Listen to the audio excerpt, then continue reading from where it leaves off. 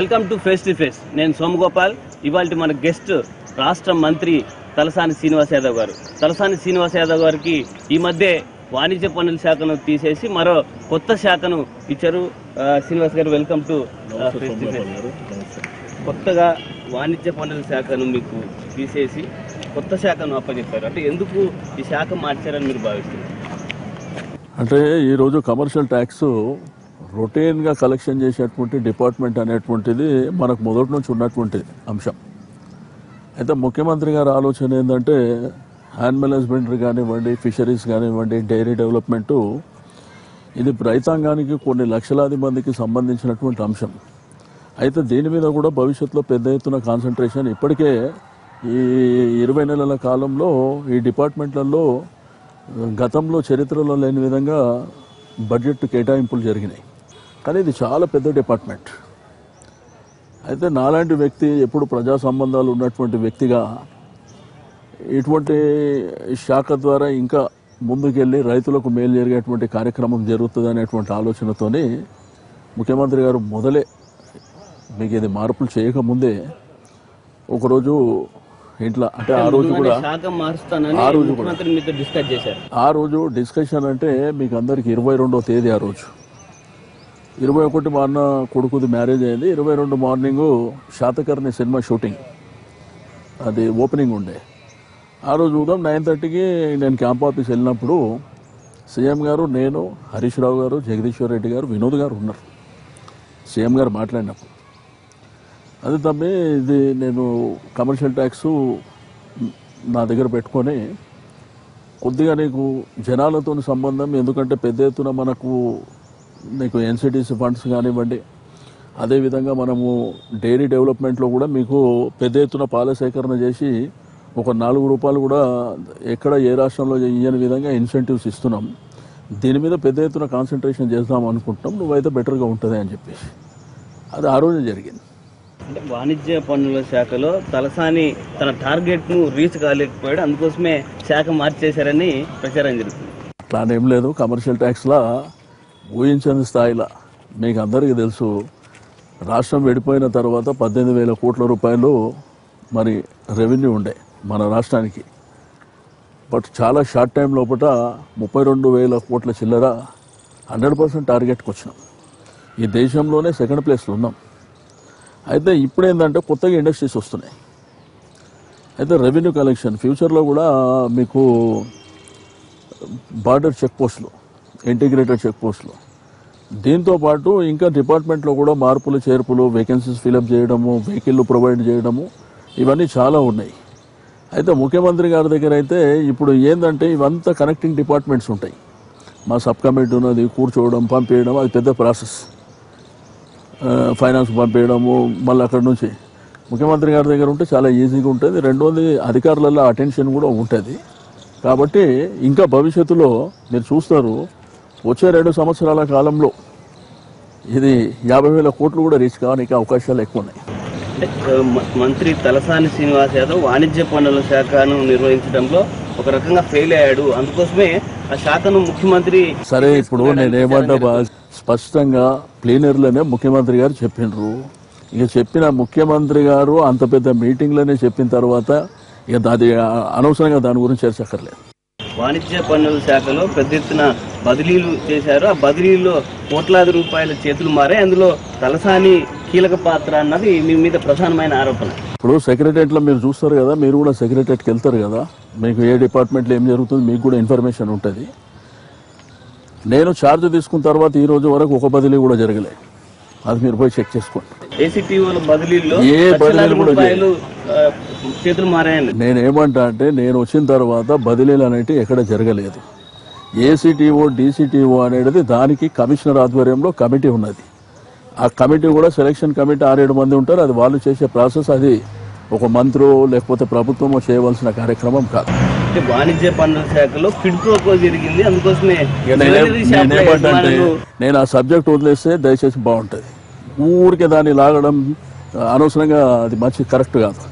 ఎందుకంటే ఒక ముఖ్యమంత్రి స్థాయిలో చెప్పి ఇక ఊరికనే అది పదే పదే కొత్త శాఖకు సంబంధించి డైరీ డెవలప్మెంట్ కానీ పాడి పరిశ్రమ కానీ తలసాని శ్రీనివాస్ యాదవ్ విజన్ ఏ విధంగా ఉంది? తప్పకుండా ముఖ్యమంత్రి గారు ఏ ఉద్దేశంతో నాకు ఈ శాఖ బాధ్యతలు అప్పచెప్పిండో దీన్ని తూచా తప్పకుండా పాటించి. అంటే తలసాని శ్రీనివాస్ యాదవ్ రాష్ట్ర మంత్రి, కానీ ఆయన కేవలం హైదరాబాద్కే పరిమితం అవుతున్నారు, జిల్లాలకు వెళ్ళట్లేదు అన్నది కూడా మీ మీద విమర్శ. కమర్షియల్ ట్యాక్స్ డిపార్ట్మెంట్ ఉన్నప్పుడు జిల్లాలకు పోయే పరిస్థితులు ఏం లేవు. అప్పుడు ఇప్పుడు యాన్యువల్ ఇన్వెంటరీ ఇచ్చారు కాబట్టి నేను ఆల్రెడీ ప్లానింగ్ చేసిన, అందరితో మాట్లాడుతున్నా. ప్రతి 15 రోజులు నెలకు ఒకసారి కంపల్సరీ ఒక జిల్లాకి వెళ్ళి ఆ జిల్లాలనే కూర్చొని రైతులను పిలుచుకొని అసలు డిపార్ట్మెంట్ ఏ విధంగా పనిచేస్తుంది, ఇంకా బెటర్గా ఏం చేస్తే బాగుంటుంది, అక్కడ అందరి అభిప్రాయం తీసుకొని అక్కడనే మాట్లాడాలనేటువంటి ఉద్దేశంతో మేము ఒక ప్రోగ్రాం తయారు చేస్తున్నాం. ఈ శాఖను కొత్తగా ముఖ్యమంత్రి మీకు ఇవ్వడాన్ని మీరు ఏ విధంగా చూస్తారు? ఇది ప్రమోషనా లేకపోతే డిమోషనా, ఎలా చూస్తారు మీరు? ఇప్పుడు మంత్రినబ్బా, ఒక ప్రభుత్వంలో మంత్రి. ఇది డిమోషనా ఎమోషనా ఇంకోటా అనే కాదు. ఒక రాష్ట్ర ప్రభుత్వంలో మంత్రి ఉన్నప్పుడు తప్పకుండా క్యాబినెట్ అంటారు. కాబట్టి ఏదైనా కానీ చేసేదాని మీద ఆధారపడి ఉంటుంది. ఇప్పుడు ఈ డిపార్ట్మెంటా ఆ డిపార్ట్మెంటా కాదు, ఏ డిపార్ట్మెంట్కి పోయినా కానీ మన ద్వారా ఏం మేలు జరుగుతుంది, డిపార్ట్మెంట్ ద్వారా ఏం చేయగలుగుతాం అనేటువంటిది. అంటే గతంలో మీరు చంద్రబాబు క్యాబినెట్లో కూడా మంత్రిగా పనిచేశారు. అంటే కమర్షియల్ ట్యాక్స్ డిపార్ట్మెంట్ చాలా కీలకమైనది రాష్ట్ర ప్రభుత్వానికి. అలాంటి శాఖను తలసాని శ్రీనివాస్ యాదవ్ సమర్థంగా నిర్వహించడంలో ఫెయిల్ అయ్యారా? ఇక నేను ఏమంటా అంటే మళ్ళీ మీరు తిరిగి ఆడికే వస్తే నేను ఏం చెప్పగలుగుతా? ఈ భారతదేశంలోనే 2వ ప్లేస్లో మనం ఉన్నామనేటువంటిది మీ దగ్గర రికార్డెడ్గా మొన్న జరిగిన ప్రెస్ కాన్ఫరెన్స్ కానీ గతంలో రికార్డ్స్ ఇచ్చిన. మళ్ళీ ఫెయిల్ అయినరా పాస్ అయినరా అంటే ఇక నేను దానికంటే ఏం చెప్పను. రాష్ట్ర మంత్రిగా మీరు ఉన్నారు, మీరు గెలిచింది మాత్రం టీడీపీ టికెట్ మీద గెలిచారు, కానీ రాష్ట్ర మంత్రిగా కొనసాగుతున్నారు. అంటే ఏరి కోరి మిమ్మల్ని మంత్రిగా ముఖ్యమంత్రి తెచ్చుకున్నారు. ఇప్పుడు ఇమ్మీడియట్గా శాఖ మార్చడానికి ఇది కాకుండా ఇంకేమన్నా కారణాలు ఉన్నాయి? ఒకటి ఏంటంటే ప్రభుత్వాలలో ఈ మార్పులు చేర్పులు అనేది సర్వసాధారణం. ఇది ఇప్పుడు ఒకటే శాఖ కాదు కదా, చాలా 5-6 డిపార్ట్మెంట్లు మారినటువంటి సందర్భాలు ఉంటాయి. దీంట్లో ఏంటంటే ముఖ్యమంత్రి గారు ఎవరు ఏది చేస్తే బెటర్గా ఉంటుందో అనేటువంటి ఆలోచనతో చేస్తారు. తలసాని కుమారుడు సాయి కిరణ్ అన్నిట్లో జోక్యం చేసుకుంటున్నారు. ఆయన జోక్యం కూడా ఈ శాఖ మార్పు కారణం అనేది ఆరోపణ. దురదృష్టం ఏంటంటే పొలిటీషియన్గా ఒక బాధ్యత గల వ్యక్తిగా సమాజంలో ఉండాలా వెళ్ళిపోవాలా అనేది ఒక క్వశ్చన్ మార్క్. ఒకటేమో ఇంటర్నేషనల్ ప్లేయర్ అమ్మాయి, వాళ్ళ హస్బెండ్ హరాస్మెంట్ ఏ విధంగా ఉంది అనేటువంటిది ఆ అమ్మాయి చెప్పింది. అదొక ఇష్యూ. ఆ రోజు నేను ఇంట్లోకి ఆఫీస్కి వెళ్ళే సందర్భంలో నేను లేనప్పుడు వాళ్ళు వచ్చి అక్కడ ఘర్షణ పడుతుంటే వాడేదో వచ్చిండని చెప్పేసి ఆ తర్వాత వాళ్ళు మాట్లాడారు. అరకు ఎంపీ గీతా భర్తను ఒక స్టార్ హోటల్లో సాయి కిరణ్ మిగతా టీం అంతా కూడా బంధించారు, నిర్బంధించారు అనేది ఆమె స్వయంగా కంప్లైంట్ కూడా చేసింది. ఒక స్టార్ హోటల్ తాజ్ కృష్ణ హోటల్లో లాంజ్లో కిడ్నాప్ అనేటువంటిది జరుగుతుందా? ఫస్ట్ ఆఫ్ ఆల్ కనీసము అది వాళ్ళంతలో వాళ్ళు ఎవరో క్రియేట్ చేసినా కానీ మనం కూడా అది ఆలోచన చేసి అక్కడ కొన్ని వందలాది మంది, రెండోది అక్కడ రిసెప్షన్లోనే ఒక 78 మంది 80 మంది స్టాఫ్ ఉంటారు, ఓ 15-20 మంది స్టాఫ్ ఉండొచ్చు. రెండోది రావడం పోవడం జరుగుతుంది. ఆ గీతా భర్త ఏం చెప్పిండు మీకు? కిడ్నాప్ కాదు, అది మిస్అండర్స్టాండింగ్ జరిగింది, నేను వాళ్ళకి డబ్బులు ఇచ్చే మాట వాస్తవం, నాకు మార్కెట్ లేదు కాబట్టి ఇప్పుడు ఇవ్వలేకపోయినా కొద్ది టైం కావాలని అంటున్నాడు. దానికి ఆమె ఏదో చెప్పిందని చెప్పి దాన్ని ఒక క్రియేట్ చేసిన తర్వాత రెండోది ఏంటంటే అన్ని సీసీ ఫుటేజీలు ఉన్నాయి. అయినా అదేంటంటే డబ్బులు పెట్టుబడి 2013లో పెట్టి దాంట్లో దాపరికం దొంగతనం ఏం లేదండి. వాళ్ళకు ఎన్ఓసి తీసుకొస్తానని తేలేకపోయినప్పుడు మా డబ్బులు మాకు ఇవ్వమంటే ఇస్తామని చెప్పినటువంటి ఇష్యూ అది. ఇక మరి ఆమె ఎట్లా మిస్గైడ్ చేసుకుందో, మరి అలా భర్తతో మాట్లాడలేదో, ఆమె కిడ్నాప్ అనగానే అది క్రియేట్ అయింది. అల్టిమేట్గా ఏం జరిగిందో మీకు అందరికీ. తలసాని ఫ్యామిలీ సెటిల్మెంట్లకి పాల్పడుతుంది, అదే వృత్తిగా కొనసాగుతుంది ఫ్యామిలీ అనేది. మేము బతకలేం బాస్, మేము సెటిల్మెంట్ చేయకపోతే మా జీవితం మా కుటుంబాలు బతకలేవు కాబట్టి మా డ్యూటీ అది. ఇక మేము దాని మీద బతికి ఈరోజు పైకి వచ్చినాము. ఎక్కడ పోయినా కానీ మేమంతా హైదరాబాద్ అంతా కబ్జా చేసుకున్నామని చెప్తారు. ఇక మరి దానికి మేము ఆన్సర్లు చెప్పుకుంటూ ఉండాలి. మరి శశిధర్ రెడ్డి కొన్ని ఆరోపణలు వేసారు మంత్రి తలసాని పైన. జ్యువెలరీ వ్యాపారులు కోట్లాది రూపాయలు తలసానికి ముట్ట చెప్తున్నారు, అలాగే విలువైన కార్లు తలసానికి ఇచ్చారని. ఇక పని పాట లేని గురించి మాట్లాడమంటే నేను మాట్లాడలేను బాస్. పని ఉన్నతో మాట్లాడగలుగుతాం, ఏదో సమాజంతో ఉపయోగం ఉన్నతో మాట్లాడతాం. ఈ గాలికి పోయే గాడిదలన్నీ మాట్లాడితే నేను అన్ని పార్టీలను కూడా టీఆర్ఎస్ పార్టీలో విలీనం చేసుకునే ప్రక్రియ నడుస్తుంది. ఇది ఎంతవరకు నైతికంగా కరెక్ట్ అని మీరు భావిస్తున్నారు? ఒకటి కొత్త రాష్ట్రం ఏర్పడ్డది బాస్. తెలంగాణ రాష్ట్రం అనేది ఒక కొత్త రాష్ట్రం. మరి కొత్త రాష్ట్రం లోపల అందరూ కలిసి తెలంగాణ బంగారు తెలంగాణ నిర్మించాలనేటువంటి ఉద్దేశంతో ముఖ్యమంత్రి గారు కొన్ని ప్రణాళికలు వేసుకొని ముందుకెళ్తున్నారు. నా తెలంగాణ బంగారు తెలంగాణగా ఉండాలనేది ఆయన స్వప్నం. అందుకే ఈ కార్యక్రమాలు చేసుకుంటూ ముందుకెళ్తున్నారు. సరే, చేస్తుంటే కూడా ఎన్నెన్ని ఆటంకాలు వస్తున్నాయో, పక్క రాష్ట్రం వాళ్ళు ఏమంటున్నారు, మన రాష్ట్రం వాళ్ళు ఏం చేస్తున్నారు, వేరే పార్టీలకు సంబంధించి ఇవన్నీ ఒడిదుడుకులను అధిగమించి చేసేటువంటి ప్రయత్నం మేము చేసుకుంటూ ముందుకెళ్తాం. అంటే ఒక పార్టీ బీఫామ్ మీద గెలిచి నేనేమంటా ప్రజాస్వామ్యం గురించి మాట్లాడే నైతిక అర్హత హక్కు వేరే పార్టీలకు ఎక్కడదండి? ఇదే టీఆర్ఎస్ పార్టీ ఒక ఉద్యమ నేపథ్యంలో ఉన్నటువంటి పార్టీ. ఆ రోజు 18 మంది ఎమ్మెల్యేలు గెలిస్తే అందులోకేని 11-12 మందిని ఎవరు తీసుకున్నారండి? ఎవరు తీసుకున్నారు ఎమ్మెల్సీ ఎన్నికల కోసం? అదేవిధంగా తెలుగుదేశం పార్టీలో ఒక రాజశేఖర రెడ్డి గారు ఉన్నప్పుడు అపోజిషన్లో మోత్కుపల్లి నరసింహులు ఈరోజు గగ్గోలు పెట్టే వ్యక్తి ఆ రోజు కాంగ్రెస్ పార్టీ నుంచి గెలిచి మరి రాజీనామా చేసి పార్టీ ఫిరాయించిండా? కాదే. డెమోక్రసీ గురించి మాట్లాడమంటే ఎంతనైనా మాట్లాడవచ్చు. అంటే వాళ్ళు చేశారు కాబట్టి టీఆర్ఎస్ పార్టీ చేశారు కాదు బాస్. మొన్నటిదాకా చంద్రబాబు నాయుడు గారు పశువుల ఏమన్నాడు, పశువులు అనుకుంటున్నట్టు కొంటుర్రు, ఇష్టం ఉన్నట్టు ఇది చేస్తున్నాను. ఏం చేస్తుండే ఇప్పుడు? ఏం చేస్తుండే? కాబట్టి ఇవన్నీ నైతిక విలువల గురించి మాట్లాడేటువంటి హక్కు కానీ ఆ పరిస్థితులు కానీ లేవు ఎవరికి మాట్లాడడానికి. అంటే ఉప ఎన్నికలను ఎదుర్కోవడానికి భయపడే తలసాని కొత్త వ్యూహము పార్టీ విలీనం అన్ని రచించాడని నేను ఆ రోజే చెప్పిన కదా బాస్. ఎలక్షన్కు ఎనీ టైం రెడీ. నా బాధ్యతలు డెమోక్రసీలా రాజ్యాంగబద్ధంగా చేసేటి నేను చేసిన. గత ప్రాసెస్ ఏ విధంగా ఉండేనో అదే ప్రాసెస్ ప్రకారం నేను చేసిన. అంతేగాని ఎలక్షన్ తలసాని శ్రీనివాస్ అనే వ్యక్తి 6 సార్లు పోటీ చేసాడు, ఒకసారి కాదు 4 సార్లు గెలిచాడు, ఒకసారి కాదు. నేను రాజీనామా చేసేటప్పుడే చెప్పిన ఎనీ టైం ఎన్నికలకు, నేను మంత్రి అయ్యేటప్పుడే చెప్పిన ఎనీ టైం ఎన్నికలకు పోతా అని చెప్పి.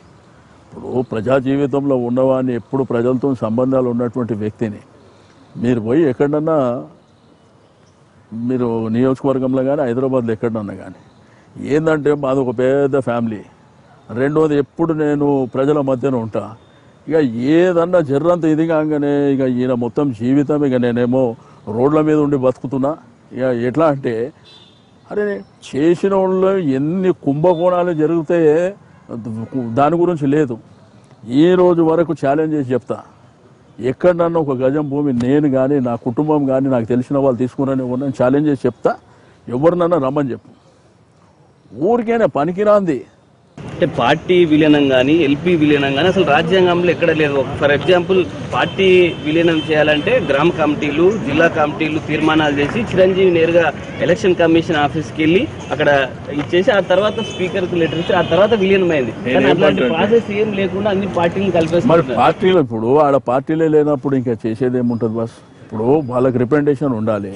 ఇప్పుడు చూడు, తెలుగుదేశం పార్టీ 15 మంది ఉండే, 2/3 ఎంత 10 మంది, ఇప్పుడు 12 మంది మా దగ్గర ఉన్నది. కాబట్టి ఇంకేముంటుంది అక్కడ? అదేవిధంగా వైఎస్ఆర్సీపీ ఇక రిప్రజెంటేషన్ లేనప్పుడు అసెంబ్లీ లోపల అంతకంటే చేసేది ఏముంటుంది? ప్రజాస్వామ్యంలో విపక్షం లేకుంటే ప్రజా సమస్యల్ని ఎవరు ప్రశ్నించాలి? నేనేమంటా అంటే, ఒక ప్రభుత్వం మీద ఫస్ట్ కాన్ఫిడెన్స్ ఉన్నప్పుడే ఇవి జరుగుతాయి. ఇప్పుడు ఇంతకంటే బ్రహ్మాండంగా ఈ ప్రపంచంలో చేసేవాళ్ళు లేరు. కరెంట్ అని చెప్పి మరి 60 సంవత్సరాల నుంచి కాంగ్రెస్ తెలుగుదేశం పార్టీలు ఈ రాష్ట్రాన్ని పరిపాలన చేసింది కదా. ఈ తెలంగాణ కూడా ఉంది కదా దాంట్లో. మరి ఎందుకు కరెంట్ ఇవ్వలేకపోయారు? ఎందుకు నీళ్ళ గురించి ఆలోచన చేయలేకపోయారు? ఎందుకు కళ్యాణ లక్ష్మి షాదీ ముబారక్ చేయలేకపోయారు? 1000 రూపాయల పెన్షన్ ఎందుకు ఇవ్వలేకపోయినారు? డబుల్ బెడ్రూమ్ ఇళ్ళ గురించి ఎందుకు ఆలోచించలేదు? కాబట్టి ఏదైనా కానీ రాదాంతం చేసేటువంటి ప్రయత్నం చేయడం అనేది కరెక్ట్ కాదు. తలసాని గారు, టీఆర్ఎస్ పార్టీలో మీరు మింగిల్ అయిపోయారా? ఇంకా పాత కొత్త అన్న విభేదాలు ఉన్నాయి. టీఆర్ఎస్ పార్టీలో ముఖ్యమంత్రి గారు మా నాయకుడు కేసీఆర్ గారు. అక్కడ ఏంటంటే కేసీఆర్ గారు ఏది చెప్తే కింద వరకు కార్యకర్తలకు కానీ నాయకులకు కానీ అందరు కలిసిమెలిసి, ఇప్పుడు కొత్తగా వచ్చే వాళ్ళు కూడా ఎక్కడికక్కడ, ఇప్పుడు నాలాంటి వాళ్ళంటే ఆటోమేటిక్గా జరిగేటువంటి అంశం. ఎందుకంటే 25-30 సంవత్సరాల నుంచి రాజకీయ జీవితంలో ఉన్నాం కాబట్టి. రెండవది ఏంటంటే అందరూ తెలిసిన వాళ్ళే ఉంటారు. దాంతోపాటు ముఖ్యమంత్రి గారు మొదలే జాయిన్ చేసుకునేటప్పుడే అందరికి చెప్తారు, అందరు కలిసిమెలిసి ముందుకెళ్ళండి అనేటువంటిది చెప్తాడు. పార్టీలో కూడా అందరు కలిసిమెలిసి ముందుకెళ్తారు. జంట నగరాల్లో ఉన్న మంత్రులతో తలసాని ఎలా ఉంటుంది? మంచిగా ఉన్నాయి. ఇక మేము అందరం ఒకటిగా ఉంటాం. ఎక్కడికి పోయినా కానీ మేము పార్టీ ప్రోగ్రాములు కానీ ఏదైనా కార్యక్రమాలలో మేము అందరం ఒకళ్ళొకళ్ళు కోఆర్డినేషన్ చేసుకొని కలిసిమెలిసి ఉంటాం. అంటే మంత్రి పద్మారావుకు తలసానికి మధ్య విభేదాలు ఉన్నాయి, తలసాని బాగా డామినేట్ చేస్తున్నాడు. అట్లా ఏం లేదు. మా ఇద్దరికి మొదటి నుంచి, అంటే మేము ఇద్దరం పుట్టి పెరిగినటువంటి బస్తీ కూడా పక్కపక్క బస్తీలే కాబట్టి ఇద్దరం కలిసిమెలిసి ఉంటాం. ఎక్కడ మా మధ్యలో కాంట్రవర్సీ ఉండదు. అంటే జిహెచ్ఎంసీ కార్పొరేషన్ ఎలక్షన్లో టికెట్లు అన్నీ కూడా తన వర్గం వారికి తీసుకున్నారు, పాత వారికి టికెట్లు ఇవ్వలేదన్న ఒక ఆరోపణ ఉంది. అట్లా అని ఏముండదు. ఇప్పుడు ఇక్కడ ఏంటంటే అన్ని సర్వేస్ చేశాను. సీఎం గారు సర్వే చేసిర్రు, పార్టీ పరంగా సర్వే చేసిర్రు. ఎవరైతే గెలిచే వాళ్ళు ఉన్నారో వాళ్ళ ప్రకారమే కొత్త పాత కలయికతో ఇచ్చింది. నామినేటెడ్ పోస్టులకు సంబంధించి కొత్త వాళ్ళు పాత వాళ్ళు ఎట్లా వీళ్ళకి ఎట్లా అడ్జస్ట్మెంట్ చేస్తారు? డెఫినెట్గా ఈరోజు ఉద్యమ నేపథ్యంలో వచ్చినటువంటి పార్టీ ఆ ప్రియారిటీ నామినేటెడ్ తప్పకుండా మొదటి నుంచి ఉన్న వాళ్ళకి ఇవ్వాలనేటువంటిది పార్టీ నిర్ణయం చేసింది. తప్పకుండా ఈ టెంపుల్ కమిటీలు కానీ ఇతరత్ర కమిటీలు ఉంటాయి, ఆ రేషియోలోనే అకామిడేట్ చేస్తాం. అంటే దాదాపు అధికారంలోకి వచ్చి 2 సంవత్సరాలు గడిచిపోతుంది, కానీ ఏది కూడా గ్రౌండ్ కాలేదు. అన్నీ కేవలం మాటలకే పరిమితం అవుతున్నాయి, ఏది కూడా కనిపించట్లేదు. ఐడియాస్ కాలనీలు ఇల్లు కట్టి చూసిర్రా? కంప్లీట్ అయింది కూడా తెలుసు కదా. అదేవిధంగా కృష్ణా గోదావరి అడిషనల్గా 350 కోట్ల రూపాయలు ఇచ్చి ఇప్పుడు నీళ్ళకి ఇబ్బంది లేకుండా జరిగిన కార్యక్రమం చూసిరు కదా. స్వచ్ఛ హైదరాబాద్ కార్యక్రమంలో 200 కోట్ల రూపాయలు ఇచ్చి ఇప్పటికీ కన్స్ట్రక్షన్ జరుగుతున్నాయి, మన మార్కెట్స్ కన్స్ట్రక్షన్ జరుగుతున్నాయి, ఇంకా కమ్యూనిటీ హాల్స్ జరుగుతున్నాయి, శ్మశాన వాటికలు జరుగుతున్నాయి. ఇవన్నీ కార్యక్రమాలు జరుగుతున్నాయి. జిహెచ్ఎంసీ ఎలక్షన్లు పూర్తయినాయి కాబట్టి తలసాని శ్రీనివాస్ యాదవ్కు ప్రియారిటీ తగ్గించారని అనుకోవచ్చా? ఏముంటుంది బాస్, ఇప్పుడు జిహెచ్ఎంసీ ఎన్నికలకు నా ప్రియారిటీ తగ్గించడానికి కారణాలు ఏముంటాయి? కారణం ఏమున్నది చెప్పు? నన్ను మంత్రిగా పెట్టి ఇంకా పెద్ద బాధ్యతలు ఇస్తే తప్పెందుకు? అంటే కమర్షియల్ ట్యాక్స్ కంటే ఇంపార్టెంట్ అని భావిస్తున్నారు. కమర్షియల్ ట్యాక్స్ మనం చేసినా చేయకపోయినా రొటీన్గా పే చేసేటువంటి అంశాలే. ఇదేంటంటే రొటీన్గా ట్యాక్స్లు వస్తుంటాయి. ఎవరెవరు వ్యాపారాలు చేస్తారో ట్యాక్సులు కట్టుకుంటూ పోతారు. కాలాడ కూర్చొని మానిటరింగ్ చేయాలి. ఏదో 3 నెలలకు 4 నెలలకు ఒకసారి మానిటరింగ్ చేస్తే సరిపోతుంది. ఇది అట్లా కాదు. ఇది ప్రజల లోపలికి వెళ్ళాలి. కొన్ని లక్షలాది మంది రైతులకు, కొన్ని లక్షలాది మంది కుటుంబాలకు సంబంధించినటువంటి అంశం ఈ డిపార్ట్మెంట్. అంటే తలసాని టీఆర్ఎస్లో పార్టీలో చేరినప్పటి నుంచి ఇప్పటి వరకు ముఖ్యమంత్రికి నీ పట్ల ఉన్నటువంటి అభిప్రాయం మారలేదని భావిస్తున్నారా? డెఫినెట్గా 1% కూడా అభిప్రాయం మారడానికి లేదు. ఇంకా పెరిగే విధంగానే ప్రయత్నాలు జరుగుతాయి తప్ప మారడానికి లేదు. ఇప్పుడు ఆ రోజు కూడా మీరు చూసిందండి, ప్లీనరీలో ముఖ్యమంత్రి గారు ఇష్టం క్యాబినెట్లలో ఇవ్వాలని. అది అయిన తర్వాత నేను వెళ్ళింది కాదు, మాట్లాడింది కాదు. అంత పెద్ద మీటింగ్లో వాలంటరీగా మాట్లాడిండు. ఆ రోజే నా కళ్ళల్లో నీళ్ళు తిరిగినాయి. నేను ఎక్స్పెక్ట్ చేయలే. నేను మాట్లాడడానికి వెళ్తే సీను 1 నిమిషం ఉండని చెప్పి మాట్లాడితే. అందుకే ఇప్పుడు ముఖ్యమంత్రి గారంటే మాకు గౌరవం. ఆయన మా పట్ల చూపిస్తున్నటువంటి, ఇప్పుడు నేను అడుగుతా, భారతదేశ చరిత్రలో ఒక ఎమ్మెల్యే డైరెక్ట్ మంత్రిని చేసి అంతకంటే ఏముంటుందంటే ఇప్పుడు జీవితకాలం రుణపడి ఉంటాం. మేము గతంలో 25 సంవత్సరాలు పనిచేసినటువంటి పార్టీలు ఉన్నాయి. అలా టైం బీయింగ్ ఏం జరిగినాయో కూడా తెలుసు. కాబట్టి నేను సంబంధం లేనటువంటి వ్యక్తిని తీసుకొచ్చి నాకు ఈ గౌరవం ఇచ్చేయండు, అంతకంటే జీవితంలో ఏముంటుంది? Thank you sir. Thank you. ఇది ఇవాళ మంత్రి తలసాని శ్రీనివాస్ యాదవ్తో ఫేస్ టు ఫేస్. ఇసుపాల్ వినోద్తో కలిసి సోమ్ గోపాల్ సైనింగ్ ఆఫ్.